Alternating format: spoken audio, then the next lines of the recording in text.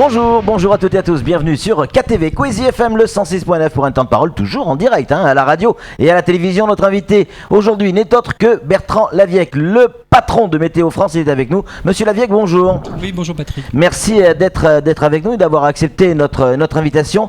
J'aimerais commencer tout de suite par ces images, vous montrer ce qui s'est passé du côté de Ouangani. On va demander à Camille de nous montrer ces images. Regardez les gens qui sont sur la murette, là juste à côté de la voiture. Regardez ce qui va se passer avec cette eau qui déferle sur ces deux écoles maternelles. Regardez, ça s'effondre. Les gens sont emportés par l'eau. Ils s'accrochent aux grilles pour pouvoir s'en sortir. Dieu merci, il n'y aura pas de dégâts en termes de vie humaine. Et ça, c'est quand même le plus important. La première question, Bertrand Laviec, quand on voit ces images, est-ce qu'on a le droit de se demander pourquoi il n'y a pas eu de vigilance forte pluie à ce moment-là ?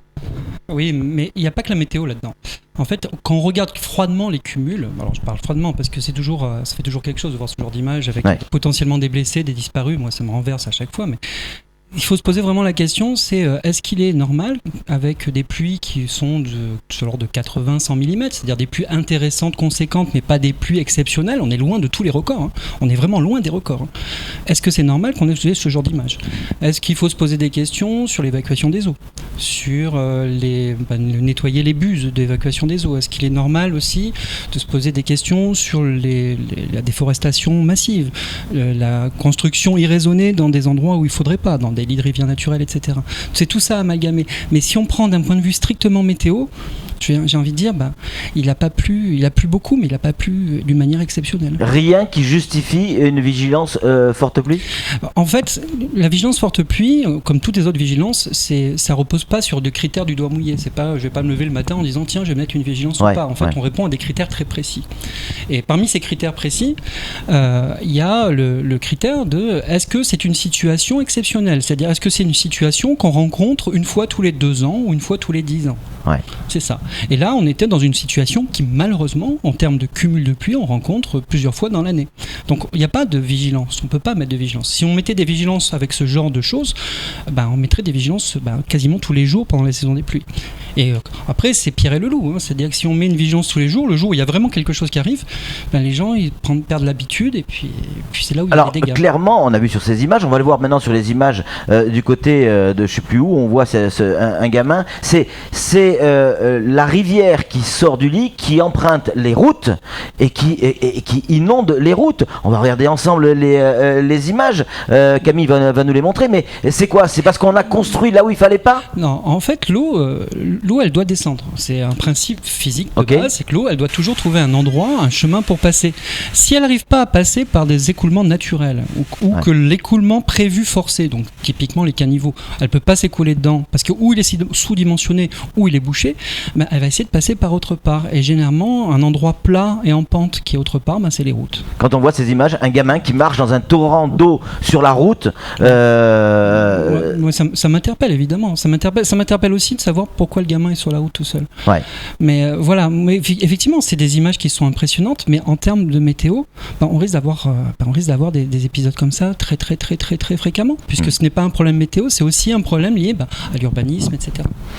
Donc ça veut dire que sur ce genre de phénomène, pas de vigilance forte pluie. Quand on a regardé et consulté votre image satellite sur le site de Météo France, on a le sentiment, maintenant on n'est pas des spécialistes, que ce week-end, on pourrait prendre fort sur le coin du baigneur, si j'ose m'exprimer ainsi. Alors, avec des images satellites, on ne peut pas faire de prévision au-delà de 6 heures. Donc, en fait, les images satellites, ça a un double avantage. Ça permet de vulgariser la météo, parce qu'on a l'impression de comprendre, mais en fait, on ne s'en sert pas pour faire des prévisions à quelques mois. Par contre, là où vous avez raison, c'est que ce week-end, on suit la situation de manière très, très, très serrée. Pour l'instant, les signes qu'on voit ne sont pas des signes très encourageants, c'est-à-dire des pluies qui sont là, par contre, qui mériteraient éventuellement peut-être une vigilance. On est loin encore, vous savez. On est déjà jeudi. Oui, mais si ça tombe à 50 km à côté, on a un grand ciel bleu à Mayotte et on n'a rien. Donc c'est pour ça, c'est là la difficulté. Pour l'instant, on regarde attentivement. Moi, ça me préoccupe un petit peu, mais au fur et à mesure qu'on s'approche, on vous tiendra au courant, évidemment.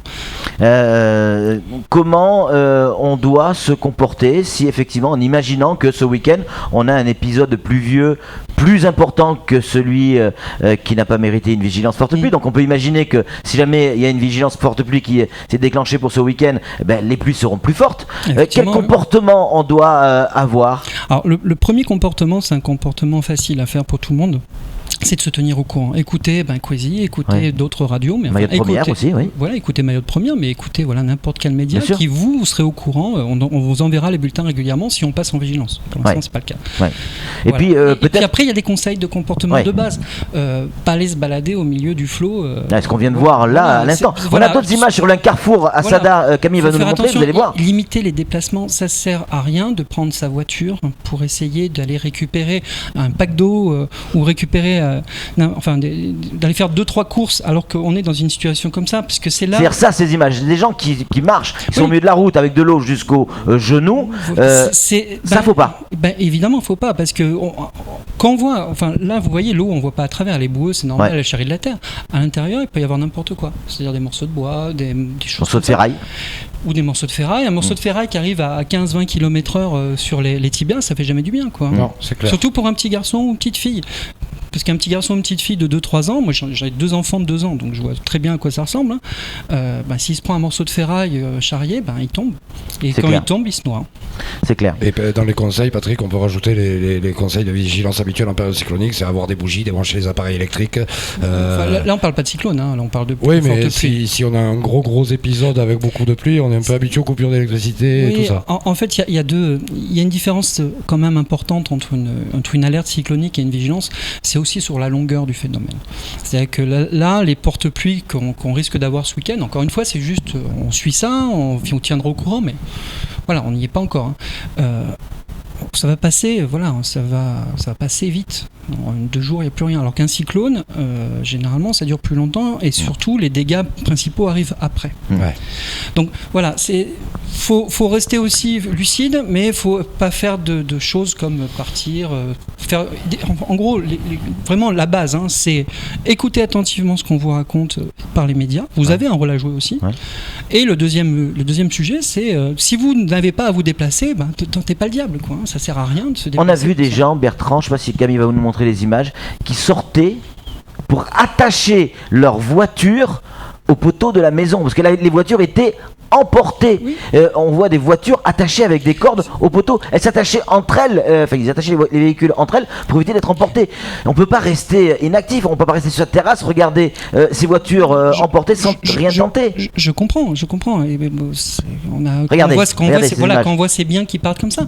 D'un autre côté, c'est pas un problème purement météo. S'il y a d'autres problèmes qui s'ajoutent à ça, et il faut faire attention, il faut réfléchir aussi. Si la voiture part, vous avez quand même des chances que si vous y allez, vous partez aussi. Ouais, c'est clair. Alors, je sais que c'est important, je sais qu'il y a quasiment une vie entière d'économie qui part, mais est-ce que ça vaut le coup de mettre sa vie en danger aussi? Dernière question, Bertrand Laviec, en imaginant qu'on ait un épisode de pluvieux un peu important ce week-end, en tout cas plus que celui que l'on vient de voir sur les images, donc c'est possible. Est-ce que le fait qu'il ait plu avant et donc fait les dégâts avant peut dégénérer encore plus? Il y a 2 écoles. Ouais.